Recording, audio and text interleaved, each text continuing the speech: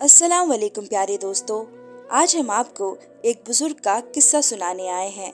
एक बुजुर्ग हज के सफर पर गए थे। जब वो एक जगह से गुजर रहे थे, उनके हाथ में एक थैला था। उसमें कुछ पैसे थे।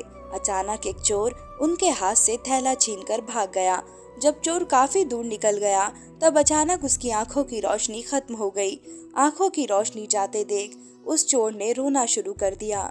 जब लोगों ने चोर से पूछा, भाई क्या हुआ, तो वो कहने लगा, मैंने एक आदमी का थैला छीना है। वह कोई बड़ा अल्लाह का करीबी बंदा लगता है। मेरी आंखों की रोशनी चली गई।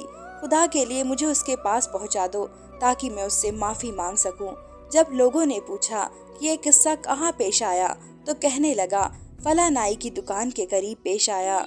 लोग उसको उस दुकान पर ले गए और नाई से पूछा कि इस तरह का कोई आदमी यहाँ से गुजरा है, आप उसे जानते हो? उसने कहा, मुझे उसका घर तो पता नहीं, हाँ मगर नमाज के लिए वे आते जाते रहते हैं। अगली नमाज के लिए फिर आएंगे। ये लोग इंतजार में बैठ गए। वह बुजुर्ग अपने वक्त पर तशरीफ लाए।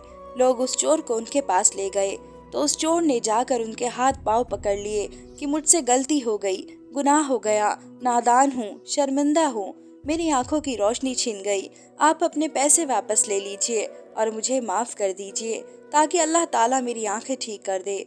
वह बुजुर्ग कहने लगे कि मैंने तो तुझे पहले ही माफ कर दिया है। यह सुनकर चोर बड़ा हैरान हुआ। कहने लगा, हजरत, मैं तो आपका थैला छीनकर भागा और आप कहते हैं कि माफी मांगने से पहले ही माफ फरमा दिया। वह फरमाने लगे, हाँ मेरे दिल में कोई बात आ गई थी।